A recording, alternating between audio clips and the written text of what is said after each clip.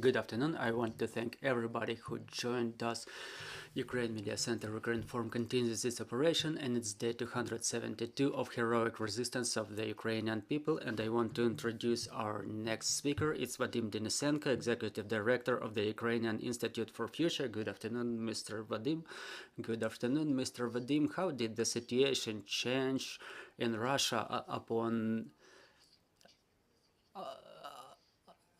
their armed forces were ousted from Kherson region? How did their narratives and messages change? What's going on now? Unfortunately, currently we have to say that in mass conscious of the Russians, after the liberation of Kherson, cognitive dissonance story happened. In principle, they reconciled with mobilization and they gave themselves the answer what mobilization was necessary for. Their answer is that mobilization is necessary to end the war in the soonest possible. This is the same they are telling themselves after liberation of Kherson. So they started telling themselves that the government has plan B, and this plan contemplates mobilization, and it also contemplates giving up Kherson and saving their guys, as they say. In fact, there is no plan B. I think that they will realize it in a couple of months.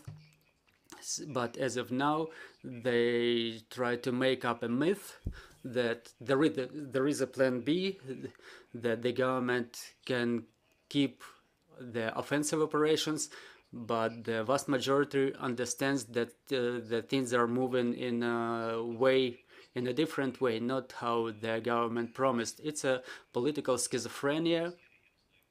In Russian language, there is a term double thinking, is when you have two opposite thoughts in your head and you reconcile with them.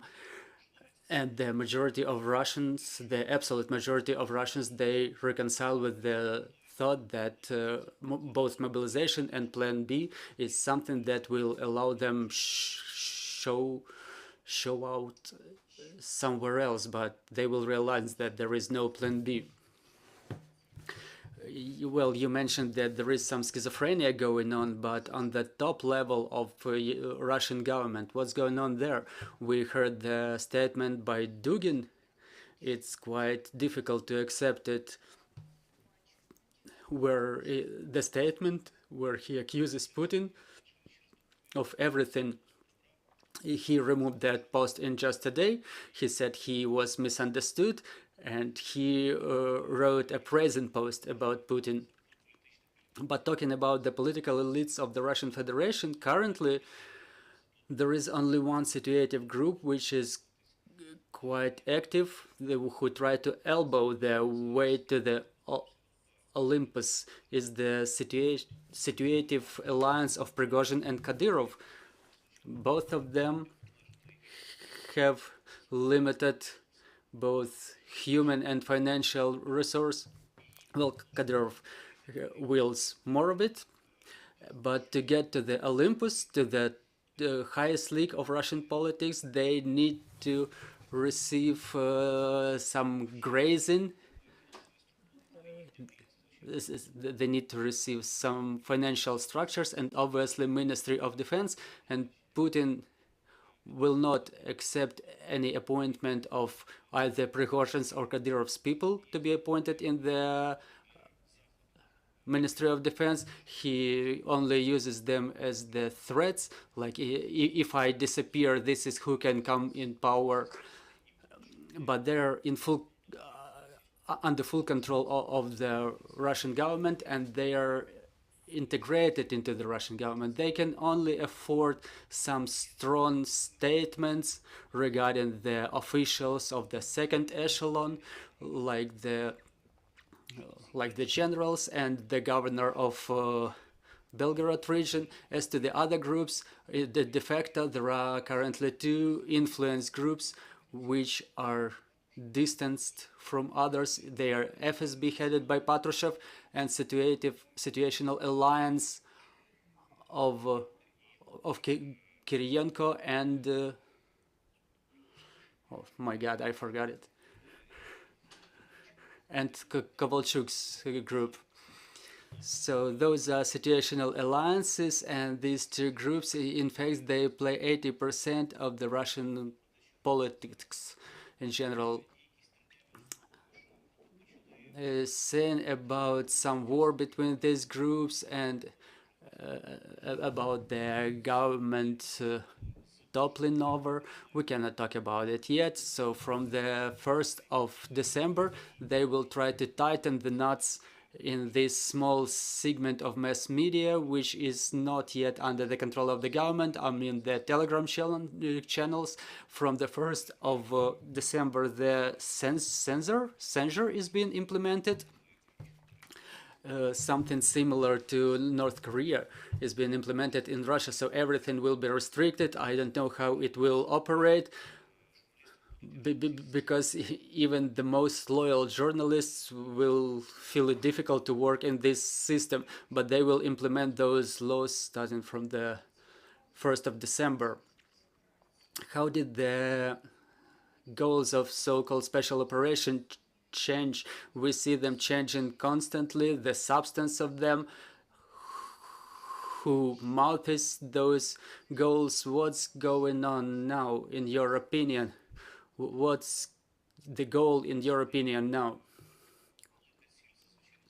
The major goal is destruction of Ukraine. It didn't go anywhere, but based on the realities as they offer us to do, is the beginning of the negotiations process. Not to stop the war, but to suspend it, to get a breather. And what's not less important, to divide the collective West. So the negotiations are aimed at division of the collective West. So the tactics of a small victories, this is what they know how to do, and this is what they need those negotiations for. The mobilization, we all remember when it was announced, and many of the Ukrainians were hoping that it would become a launch of so-called processes of inciting of the crowds. In Russia, is the second wave possible, and is it possible that the second wave will be accepted by Russians in a different way? It's difficult to say if there will be a second wave. They seem to be preparing for this. They will probably not announce the second wave, but they will just extend the second one, maybe in a few months. First, they need to process those 300,000 to do something with them. Well, it may take maybe 3, maybe 4 months, so it's difficult to answer this question now, but at least 2-3 months they will withhold from announcing that second wave. Is it going to incite any revolutionary mood in Russia? Russians are living in a situation of plan B, and they think that everything is going to be all right. They have quite a surprising feature, which is difficult to understand. For example, to Ukrainians, they think that those who come into ranks of the army, it's no big deal if they die. So they have no empathy to their own. It's a different caste. And like the person comes there, they're in the war, and everything is okay. If there is any hope for some riots in future, well, we see something on a daily basis, but it's related to the economic issues, like somebody was not paid, they were not provided with their uniform. As soon as the economic issues are solved, their riot just fades off. Usually all the pacifistic movements, in one way or another, they throughout the world were relying on the committees of soldiers' mothers and the organizations alike, just like it was happening in the USSR before the war. Russia cleared that field completely. So in fact, all the organizations which were to any extent influential in that segment, they were eliminated. They are either foreign agents, or they are they are silenced. So now we're facing absolutely illogical, absolutely incomprehensible story that in the pro-war electorate in the Russian Federation is the women who say that the men should go to war, and the motivation is like I feel ashamed for my husband avoiding going to the war. And the second motivation, which is absurd for us, that he was beating me for the last 10 to 20 years, so let him show his bravery in the war.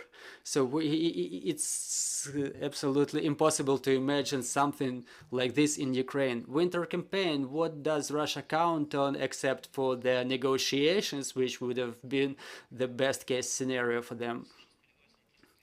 They are still relying on 300,000 mobilized ones, and they think that the newly mobilized ones, and thanks to the strikes on the Ukrainian power infrastructure, they will achieve something.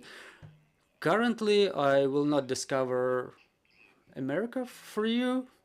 Well, if I say that they are only capable of maintaining warfare in a very short distance of the front line, they don't have any capabilities other than to maintain it in Bakhmut, Avdiivka region. If it's possible to change this situation under conditions of the mobilization, it's hard to say, but this is what they count on. Dear colleagues, your questions. Maria Gonchar, Ukrinform. What's your opinion of the main factors influencing the fact that that may change the military and top-level government in Russia, and why Putin does not touch Shoigu, notwithstanding his misfortune in Kherson region? I don't think that there will be any changes in military, in top-level military management in Russian Federation. Shoigu controls the Ministry of Defense, and it's not just caption, it's the infinite financial and human resource. So if you put any other person to the Ministry of Defense, you just break the balance of forces in elites of Russian Federation. If it's an ambitious person, it can become, this person can become more powerful than FSB, and Putin cannot afford it. And that's why Shoigu will remain the head of Ministry of Defense. Dear friends, any more questions?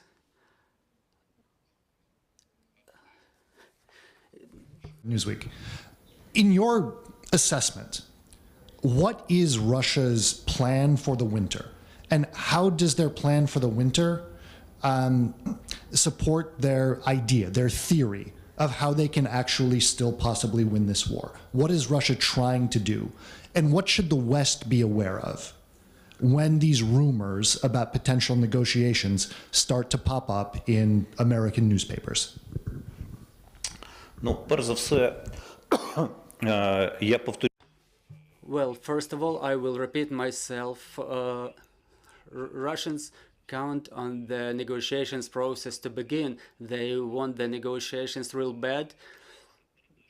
They need a breather. They need time to accumulate forces, to gather the forces, and also to divide the collective West. They will make some financial offers like a grain deal. So this is their, in exchange for something, this is their strategy for now.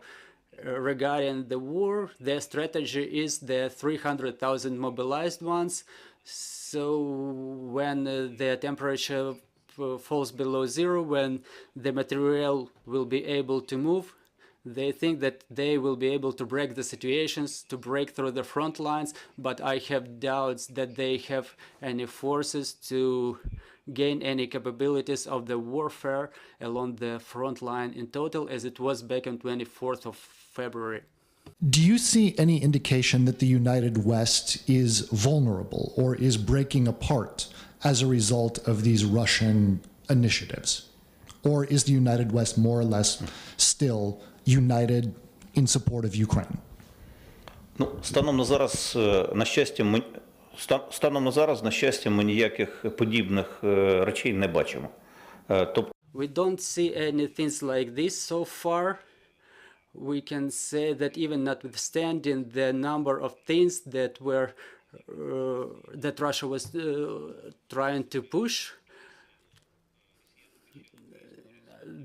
there were two stories that Russians were trying to push. They are the elections in Italy and elections in the United States.